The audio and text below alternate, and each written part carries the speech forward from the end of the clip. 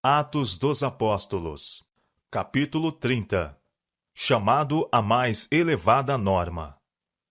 Na esperança de imprimir vividamente no espírito dos crentes coríntios a importância do firme autocontrole, estrita temperança e persistente zelo no serviço de Cristo, Paulo, em sua carta a eles, faz destacada comparação entre a milícia cristã e as celebradas maratonas que se realizavam em intervalos fixos, próximo de Corinto. De todos os jogos instituídos entre os gregos e romanos, era a maratona mais antiga e mais altamente considerada. A ela assistiam reis, nobres e governadores.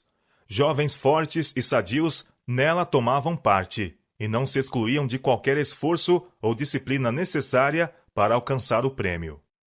As competições eram regidas por regulamentos estritos, dos quais não havia apelação. Os que desejavam ter seu nome inscrito como competidor ao prêmio tinham que primeiro submeter-se ao severo treino preparatório. Prejudicial condescendência com apetite ou qualquer outra concessão que pudesse diminuir o vigor físico ou mental eram estritamente proibidas. Para alguém ter alguma esperança de sucesso nessas competições de força e velocidade, os músculos tinham de ser fortes e flexíveis, e os nervos estar sob controle. Cada movimento tinha de ser exato, cada passo rápido e bem orientado. As faculdades físicas precisavam alcançar o mais alto ponto. Enquanto os concorrentes na corrida se apresentavam perante a multidão expectante, seus nomes eram anunciados e as regras da corrida claramente expostas. Então todos davam juntos a largada, sob a atenção fixa dos espectadores que lhes inspiravam a determinação de vencer. Os juízes assentavam-se próximo à meta final, para que pudessem observar a corrida do início ao fim e dar o prêmio ao verdadeiro vencedor. Se um corredor alcançava o alvo primeiro, através de alguma vantagem ilegal, não tinha direito ao prêmio. Nessas condições havia grandes riscos. Alguns jamais se refaziam do terrível esforço físico. Não era incomum pessoas caírem no percurso, sangrando pela boca e nariz, e algumas vezes um competidor caía morto quando estava para alcançar o prêmio. Mas a possibilidade de dano para o resto da vida ou a própria morte não eram olhados como risco grande demais por amor da honra reservada ao vencedor. Quando o vencedor alcançava o alvo, os aplausos da vasta multidão de espectadores vibravam pelos ares e despertavam o eco das montanhas e morros circunvizinhos. Sob as vistas dos assistentes, o juiz presenteava-o com os emblemas da vitória: uma coroa de louros e um ramo de palma que o atleta levava na mão direita. Sua glória era cantada através da terra. Seus pais recebiam sua parte na honra, e a própria cidade na qual vivia era tida em grande estima por haver produzido tão grande atleta. Referindo-se a essas corridas como uma figura da milícia cristã, Paulo deu ênfase à preparação necessária para o sucesso dos contendores na maratona, a disciplina preliminar, o regime de abstenção alimentar, a necessidade de temperança. E todo aquele que luta, declarou Paulo, de tudo se abstém. 1 Coríntios capítulo 9, verso 25. Os corredores punham de lado toda a condescendência que tendesse a diminuir-lhes as faculdades físicas. E mediante severa e contínua disciplina, treinavam os músculos para se tornarem fortes e resistentes, para que ao chegar o dia da competição pudessem exigir de suas forças o máximo de rendimento. Quão mais importante é que o cristão, cujos eternos interesses estão em jogo, coloquem os apetites e as paixões em sujeição à vontade de Deus. Jamais deve ele permitir que seja sua atenção desviada por entretenimentos, luxos ou comodidades. Todos os seus hábitos e paixões devem ser postos sob a mais estrita disciplina. A razão, iluminada pelos ensinos da palavra de Deus e guiada por seu espírito, tem de assumir o controle. E havendo feito isso, precisa o cristão esforçar-se ao máximo para alcançar a vitória. Nos Jogos Coríntios, as derradeiras passadas dos competidores eram dadas sob agonizante esforço para conservar a velocidade. Assim o cristão, ao aproximar-se do alvo, prosseguirá com ainda maior zelo e determinação que no início da carreira. Paulo apresenta a diferença entre a coroa perecível de louros, recebida pelo vencedor nas corridas, e a imortal coroa de glória, que será dada aos que correm vitoriosamente a carreira cristã. Eles o fazem, declara, para alcançar uma coroa corruptível. Para alcançar um prêmio perecível, os corredores gregos não fugiam a qualquer esforço ou disciplina. Nós estamos lutando por um prêmio infinitamente mais valioso, a própria coroa da vida eterna.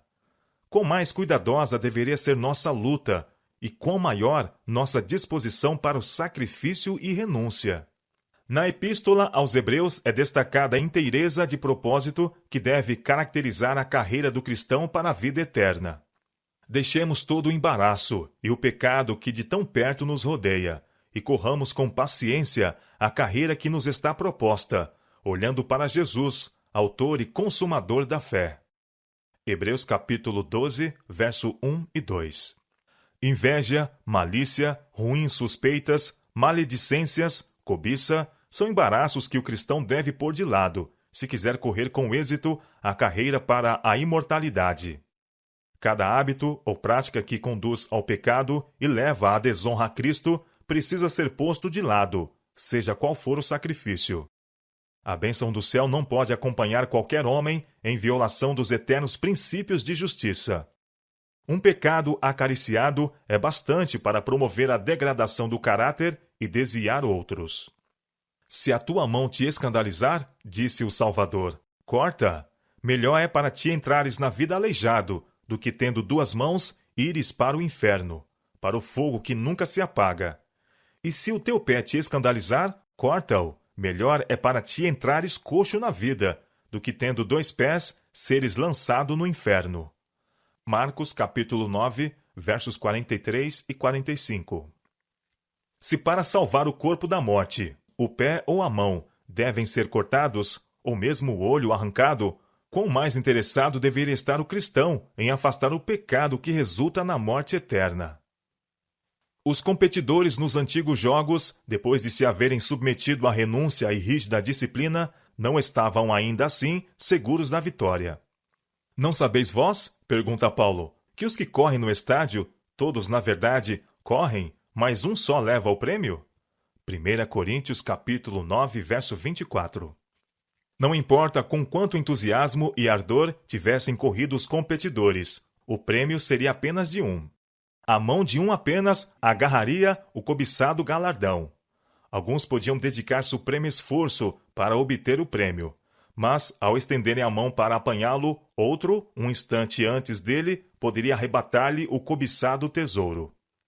Tal não é o caso na milícia cristã. Ninguém que se submete às condições ficará desamparado ao fim da carreira. Ninguém que seja fervoroso e perseverante deixará de alcançar sucesso. Não é dos ligeiros a carreira, nem dos valentes a peleja. Os mais fracos dos santos, bem como o mais forte, pode alcançar a coroa de glória imortal. Podem vencer todos os que, pelo poder da graça divina, conduzem a vida em conformidade com a vontade de Cristo. Nos pormenores da vida, a prática dos princípios estabelecidos pela palavra de Deus é não raro olhada como coisa sem importância, assunto por demais trivial para que se lhe dê atenção. Mas, considerando o que está em jogo, nada é pequeno quando ajuda ou estorva. Cada ato acrescenta seu peso na balança, que determina a vitória ou fracasso na vida. E a recompensa dada aos que triunfam será proporcional à energia e fervor com que lutaram. O apóstolo se compara a uma pessoa disputando uma corrida, exigindo de cada músculo para alcançar o prêmio. Pois eu assim corro, diz ele, não como a coisa incerta. Assim combato, não como batendo no ar. Antes, subjugo meu corpo e o reduzo à escravidão, para que pregando aos outros, eu mesmo não venha de alguma maneira a ficar reprovado. 1 Coríntios capítulo 9, verso 27. Para que não viesse a correr incertamente ou a esmo na carreira cristã, Paulo se submetia a severo exercício. As palavras subjugo meu corpo literalmente significam repelir por severa disciplina os desejos, os impulsos e as paixões. Paulo temia que, tendo pregado a outros, viesse ele próprio a ficar reprovado. Compreendia que, se não praticasse na vida os princípios em que cria e que pregava, seu trabalho em favor de outros em nada lhe aproveitaria. Sua conversação, sua influência, sua recusa de render-se à satisfação própria deviam mostrar que sua religião não era mera profissão, mas um viver diário em ligação com Deus. Um alvo mantinha ele sempre diante de si e lutava fervorosamente por alcançá-lo: a justiça que vem de Deus pela fé. Paulo sabia que sua batalha contra o mal não terminaria enquanto ele tivesse vida. Sempre sentia a necessidade de praticar estrita vigilância sobre si mesmo, para que os desejos terrestres não conseguissem minar seu zelo espiritual. Com todas as suas forças, continuava a lutar contra as inclinações naturais. Sempre mantinha diante de si o ideal a ser alcançado, e esse ideal procurava alcançar mediante voluntária obediência à lei de Deus. Suas palavras, atos e paixões, tudo era posto sob o controle do Espírito de Deus. Era essa inteireza de propósitos para vencer na carreira pela vida eterna que Paulo ansiava ver revelada na vida dos crentes coríntios. Ele sabia que, para alcançar o ideal de Cristo, tinham eles diante de si uma luta vitalícia, na qual não haveria tréguas.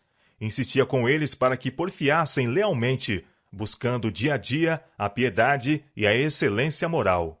Suplicava-lhes que pusessem de lado todo o embaraço e prosseguissem rumo ao alvo da perfeição em Cristo.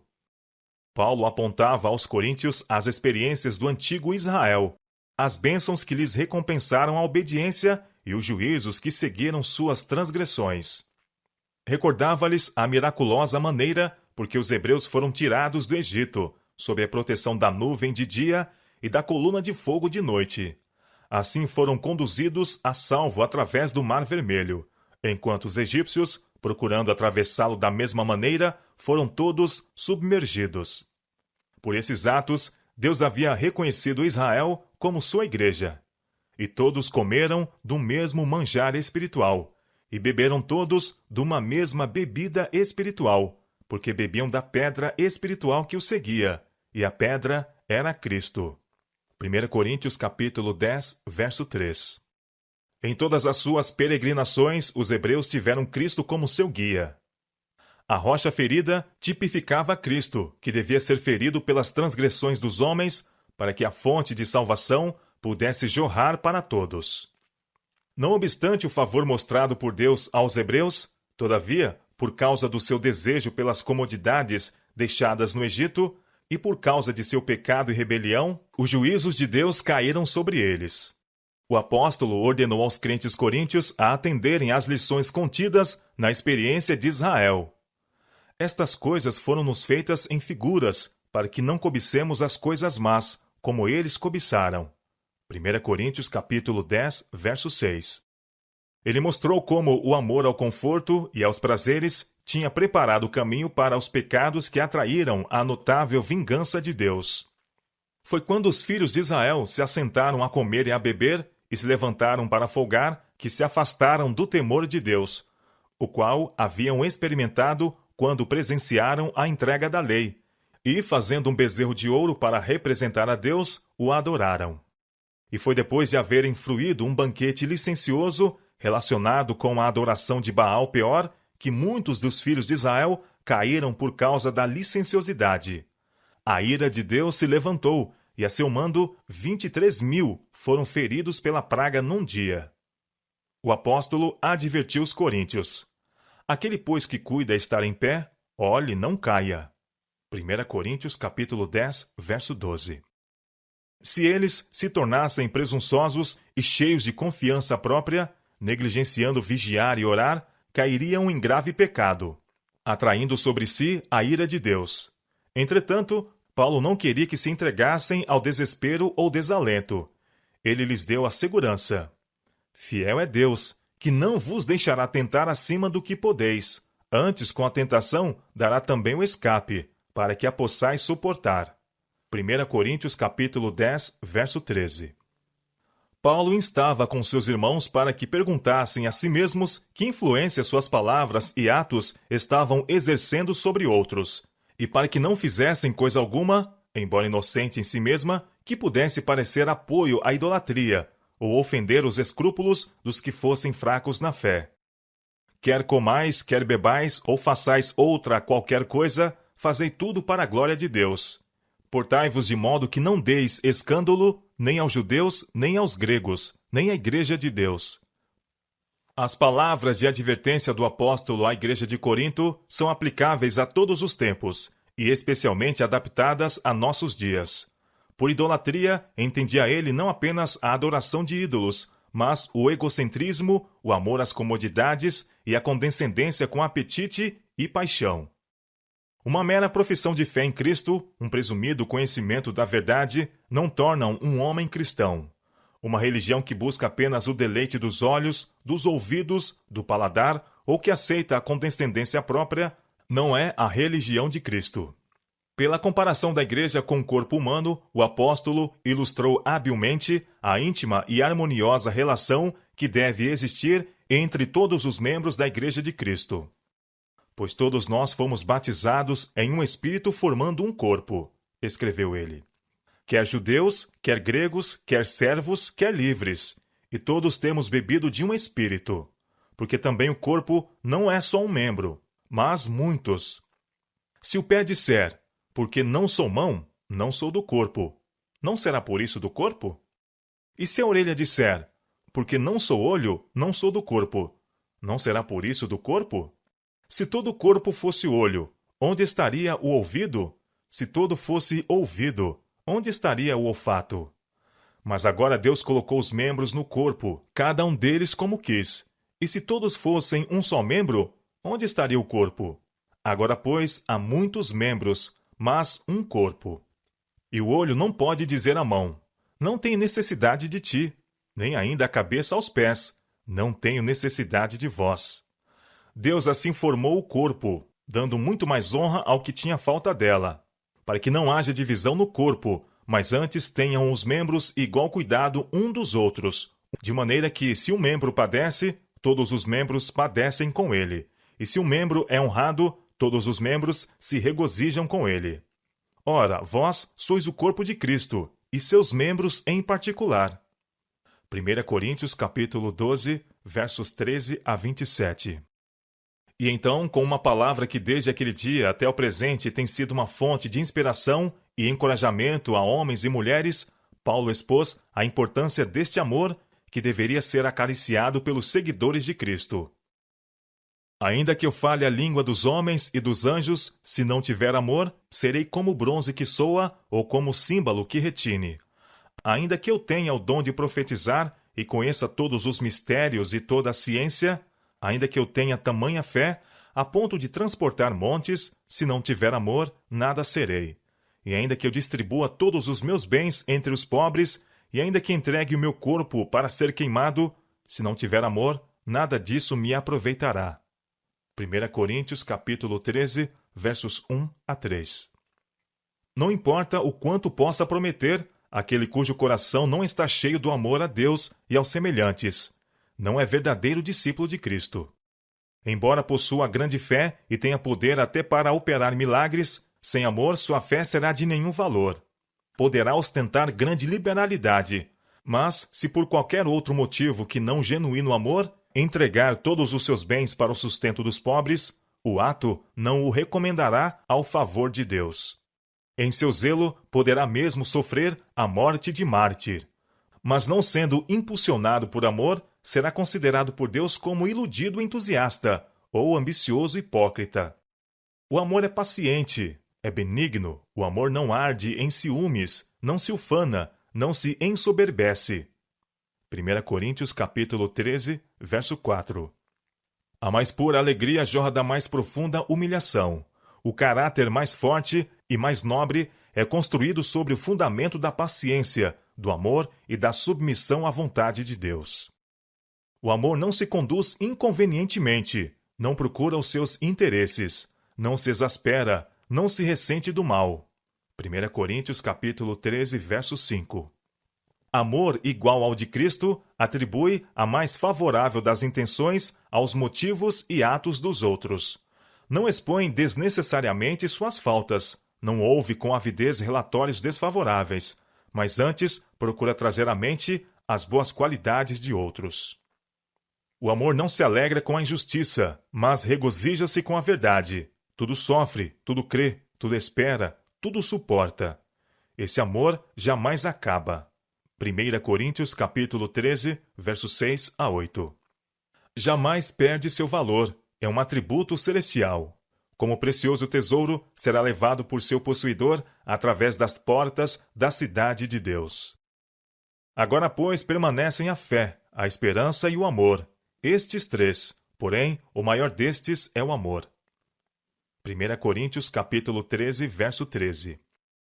No declínio do padrão moral entre os crentes coríntios, houve os que abandonaram alguns aspectos fundamentais de sua fé. Alguns haviam ido ao ponto de negar a doutrina da ressurreição. Paulo enfrentou essa heresia com um claro testemunho referente à inegável evidência da ressurreição de Cristo. Declarou que Cristo, depois de sua morte, ressuscitou ao terceiro dia, segundo as Escrituras, depois do que foi visto por Cefas e depois pelos 12. Depois foi visto, uma vez por mais de 500 irmãos, dos quais vive ainda a maior parte, mas alguns já dormem também. Depois foi visto por Tiago, depois por todos os apóstolos. E por derradeiro de todos, me apareceu também a mim. 1 Coríntios capítulo 15, versos 4 a 7. Com poder convincente, o apóstolo expôs a grande verdade da ressurreição. Se não há ressurreição dos mortos, argumentou, também Cristo não ressuscitou. E se Cristo não ressuscitou, logo é vã a nossa pregação, e também é vã a vossa fé. E assim, somos também considerados como falsas testemunhas de Deus, pois testificamos de Deus que ressuscitou a Cristo, ao qual, porém, não ressuscitou, se na verdade os mortos não ressuscitam. Porque se os mortos não ressuscitam, também Cristo não ressuscitou. E se Cristo não ressuscitou, é vã a vossa fé, e ainda permaneceis nos vossos pecados. E também os que dormiram em Cristo estão perdidos. Se esperamos em Cristo só nesta vida, somos os mais miseráveis de todos os homens. Mas agora Cristo ressuscitou dos mortos, e foi feito as primícias dos que dormem. 1 Coríntios capítulo 15, versos 13 a 20. O apóstolo transportou o pensamento dos irmãos coríntios para os triunfos da manhã da ressurreição, quando todos os santos que dormem serão ressuscitados para viver para sempre com seu Senhor. Eis aqui vos digo um mistério, declarou o apóstolo. Na verdade, nem todos dormiremos, mas todos seremos transformados, num momento, num abrir e fechar de olhos, ante a última trombeta. Porque a trombeta soará, e os mortos ressuscitarão incorruptíveis, e nós seremos transformados. Porque convém que isto que é corruptível se revista da incorruptibilidade, e que isto que é mortal se revista da imortalidade. E quando isto que é corruptível se revestir da incorruptibilidade, e isto que é mortal se revestir da imortalidade, então cumprir-se-á a palavra que está escrita. Tragada foi a morte na vitória. Onde está, ó morte, o teu aguilhão? Onde está, ó inferno, a tua vitória? Mas graças a Deus que nos dá vitória, por nosso Senhor Jesus Cristo. 1 Coríntios capítulo 15, versos 51 a 57. Glorioso é o triunfo que espera o fiel. O apóstolo, reconhecendo as possibilidades que tinham perante si os crentes coríntios, procurou colocar diante deles o que eleva do egoísmo e do sensual, e glorifica a vida com a esperança da imortalidade. Ardentemente exortou-os a ser fiéis à sua alta vocação em Cristo. Meus amados irmãos, instou ele, sede firmes e constantes, sempre abundantes na obra do Senhor, sabendo que o vosso trabalho não é vão no Senhor.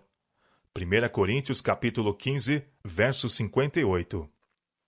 Assim o apóstolo, da maneira mais decidida e impressiva, procurou corrigir as falsas e perigosas ideias e práticas que estavam prevalecendo na igreja de Corinto. Falou claramente, porém em amor por sua salvação. Em suas advertências e reprovações, a luz do trono de Deus brilhou sobre eles, revelando os pecados ocultos que estavam debilitando a vida. Como seriam essas advertências recebidas? Depois de haver remetido a carta, Paulo temeu que o que havia escrito pudesse ferir muito a fundo aqueles a quem desejava beneficiar.